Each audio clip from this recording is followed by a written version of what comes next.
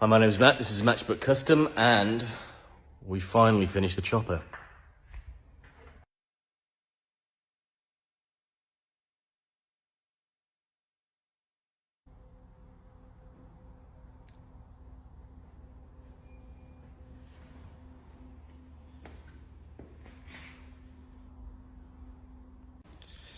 This bike has been a challenge, to say the least.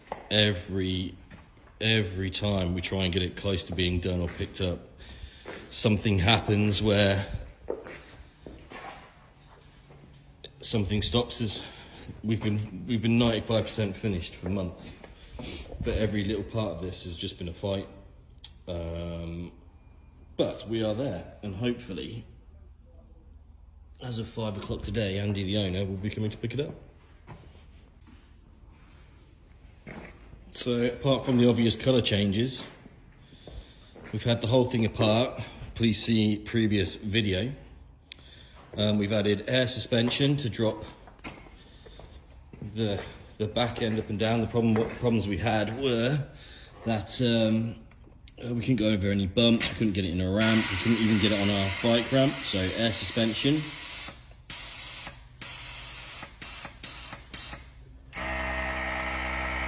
It's going to take forever to get back up now, but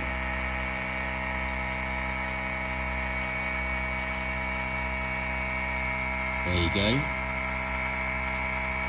So air suspension, nostalgia upholstery have recovered the seat for us. Extreme Paint Studio have done this beautiful black cherry paintwork.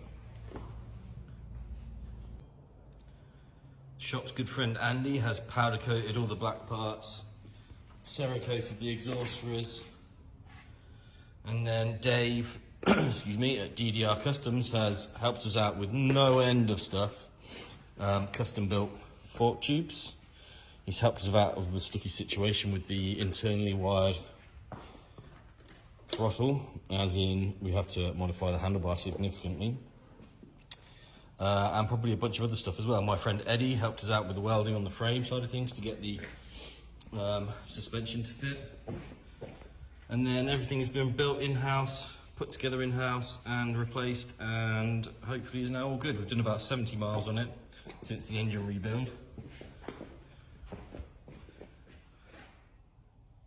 Looking good. So some of the issues we've had with this is making the additional custom parts fit. As I say, we had issues with the handlebar not quite being the right diameter or having the right dimples and holes in the right place for the internal throttle cable. What else? Electrics. The electrics on this bike aren't great. They still aren't great. I've done my best and replaced a lot of the showy old plugs, but could still need blah blah blah blah blah. Wheel alignment we've had a problem with because we put a bigger tire on it. The old belt wouldn't fit. We've had to fettle, chop, change, squeeze, take part, put back together. All sorts of different stuff, but hopefully we're all good. The very last thing we had go wrong, which was a few weeks ago now, was myself and Sam worked very, very hard to get this bike done and dusted and you know, ready to go. And we had it on the ramp, and I'll put the video on now of it running. And this was the video I was making to send to the customer to say, it's done. We've done 20 miles on it. We've got it finished. It's good to go. Then it went from that lovely running video, it went clatter, clatter, bang. And when we took it apart, that's the inlet valve. And look how badly carbonated that is. Went through the piston, which ruined the heads, the piston, and a bunch of other stuff effectively.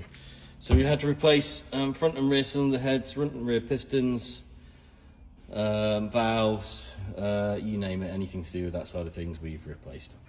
Which wasn't ideal, not only for the inconvenience that it happened, but getting Revtech parts for, I think that's the first generation 100-inch engine they did. So getting replacement parts for that has just been a bit of a nightmare. But we've managed to get a bunch of stuff mackled together. It's now running, which I'll show you again in a second. And the customer's on his way to pick it up. So hopefully all good. But as far as it